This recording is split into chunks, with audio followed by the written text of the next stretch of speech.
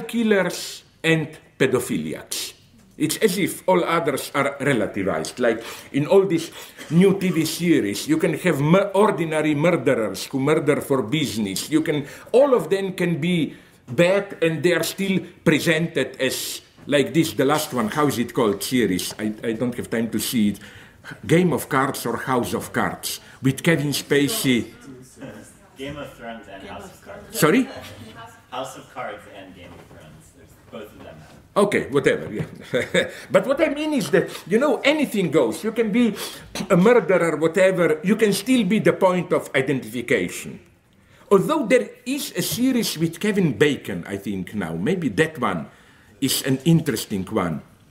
I forgot the title, but isn't there now a new series where one serial killer tries to constitute a... Huh? Yeah, that should be a progressive answer, I claim, of how, like, serial killers of the world unite, something like this. This maybe could be something, But, okay, so, again, why... And I agree with John Kopjek, who told me that... She is bright, that bitch, John Kopjek. She told me that, you remember 15 years ago, 20, there was that hit series which I hated, Home Alone. And she got paranoia that that's already some kind of this celebration of these children who invincible, they always win and so on. She immediately read that series as a kind of a protection of this innocence. Okay. So now let's go a step further. What is so scandalous about infantile sexuality? It is not simply the fact that even children, presumed innocent, are already sexualized. One has to be much more precise here. The scandal resides in two features, which are, of course, two sides of the same coin. First, and here I plagiarize shamelessly Alenka Zupancic, who, in a really intelligent way, observed this fact. Although already Jean Laplanche noted it. Which fact? That infantile sexuality is something very weird, in the sense that it's neither biologically grounded nor fitting symbolic cultural norms. Biologically, sexuality is made for copulation, no? It's something specifically human, children's sexuality. It's something that in truth pervades the field before biologically mature sexuality. The problem here, and this is what Jean Laplanche pointed out nicely, is that it's not that we have first this too early infantile sexuality to fill in the years before puberty, and then once puberty enters, we can say, fuck off, now I can fuck in a normal psychological way or whatever. No, it ruins the entire field. You cannot, the topics, the way infantile sexuality, as it were, approaches sexual topic, remains in power to the end. Or here is this nice quote from Laplanche. When it comes to sexuality, man is subject to the greatest of paradoxes. What is acquired through the drives which are not biological here, precedes what is innate and instinctual. You see the point, which is such a simple point, and I'm angry at myself that I didn't notice it. Instinctually, at the level of inborn mechanisms, it's genital screwing to make children, which is like biologically grounded. But it's not as one would have expected that you start at the most primitive level with what is biologically grounded, innate, and then if you're a corrupted cultural guy, you perverse it. No, you start with unnatural sexuality. And in such a way, I continue here the quote, that at the time it emerges, instinctual sexuality, which is adaptive, to put it simply, instinctual sexuality, you fuck to get children, is adaptive in the evolutionary sense. I mean, it has an evolutionary function to bring to the world more monsters like ourselves, whatever, finds the seat already taken, as it were, by infantile drives, already and always present in the unconscious. So again, this is the first paradox. Why this strange intrusion in children? Neither biology, because biologically infantile sexuality, again, is meaningless, non-functional, nor culture in the sense of normativity and so on, but some weird in-between. Why?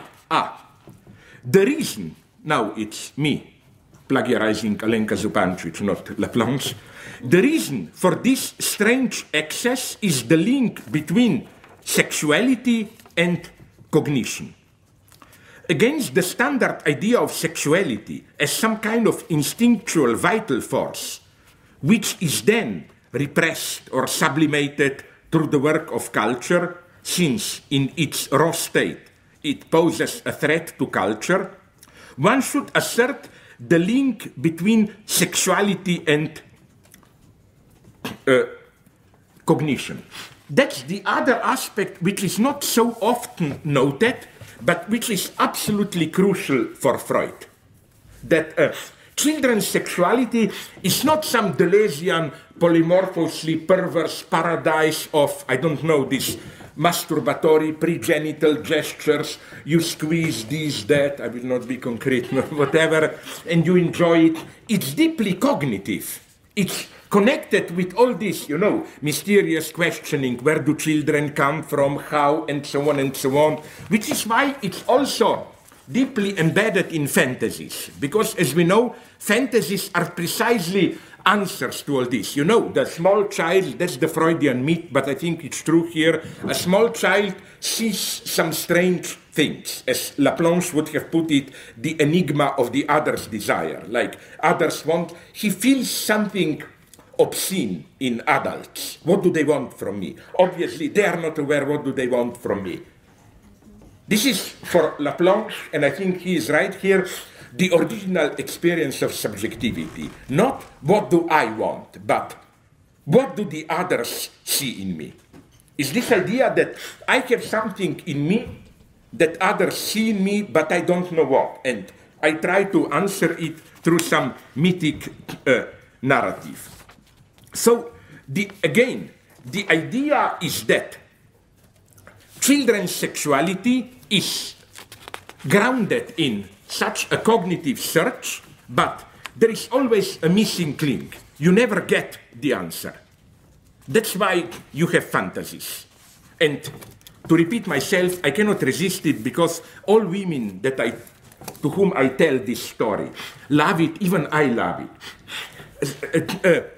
I myself love some of these myths. Okay, for obvious reason, women evil, they want to sex all the time, no wonder they like it. Namely, I remember, I'm sorry if I repeat myself, but when I was young, basically, I already knew how children are made. You make love. But I didn't know the exact mechanism. So I must admit it, for some 4 or 5 years, like from 5 till 10, I thought that with a little bit of a sperm, you don't directly inseminate the woman, but that it's like a building block, you know. Today we fuck for the hair of our child, tomorrow we do the nails, then, and of course, then you have to, you know, like, my darling, what will we be doing today? Shall we do the eyes of our child, the fingers? Fuck them, of course, women like this. You have to work all the time there. I mean, but no, you see the point. I even once, when I was a child, I really love this example. I tried to bring the two together, and I think it's a nice story. On the one hand, I knew you have to make love. On the other hand, I didn't know the mechanism of that insemination, all that horror, all those horrors. So I thought, of course, it must have something to do with, how do you call the disgusting birds? Stork. Mm-hmm. Storks, yes. So then I tried to bring the two together, And my idea was that when you fuck, storks are observing you through the window, and if you fuck nicely, as a gratitude, they bring you the child. And even now, I think, maybe it seems to me much more reasonable than this disgusting insemination idea or whatever. But, okay, let's now become a little bit more serious.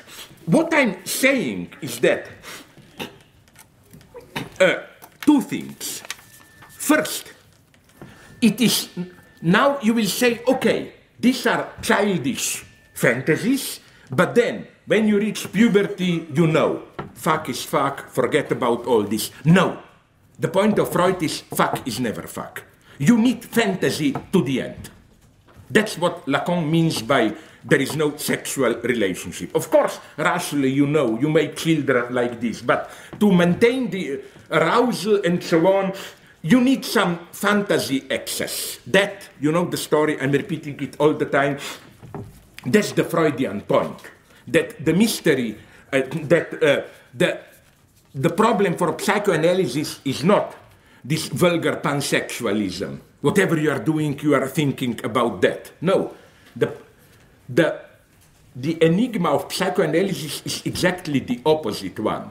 But what are we thinking when we are doing that? The idea is that when you are making love, it cannot be purely tautological, like you make love and you think you are making love. There has to be some detail. You imagine, I don't know, how the hair of a woman is curled, somebody observing you, whatever. So, you see my point. In this sense, the structure of infantile sexuality, which is a cognitive missing link, filled in when, if this is too dirty, should I talk faster so that then you will not be able to translate all to save your moral uprightness? Sorry. No. So again, that's the next lesson, that the missing link remains here to the end. We never reach maturity. That's the point about human sexuality. This structure of sexuation through cognitive missing link and fantasies, this structure remains to the end. But now comes the next, yes, let me give you another example. I know I'm repeating it, but it's again crucial because it's a nice example from cinema. I used it years ago. Did you see, I wonder if it still works, does it happen to you that when you have a movie which you remember well as a mythic memory from decades ago, I'm often afraid to see them again, because sometimes it works, but quite often when you see it now you are terribly disappointed and you lose one illusion, no? So I'm afraid to see again David Lynch's Blue Velvet. I wonder if it still works. But nonetheless, this is, I think, a nice fantasy structure. You remember that maybe the best known scene there, when Kyle MacLachlan, the Twin Peaks guy, observes from the closet Isabella Rossellini and Dennis Hopper playing a sadomasochist game. You know, he's breathing through some oxygen mask and shouting whatever. And Michel Chion, the French cinema theorist, who is now half forgotten, I think it's very sad this, I think he's one of the best. He developed, I was so mad at him because it's such an obvious solution, and it works, that the only way to read that scene is to read it as a visualized audio hallucination. That is to say, why, you remember how Edward Hopper puts on and kind of oxygen breathing. That you should imagine this as a child listening to the parents copulating, and he hears strange sounds. He doesn't know what sex is about, so he tries to imagine daddy breathing, what is he doing? Maybe he has an oxygen mask. It's a beautiful reading, I claim. So, okay, we know now this. Now comes the truly revolutionary point where I follow. Now women have to take over. And, truly revolutionary point. Now comes the point.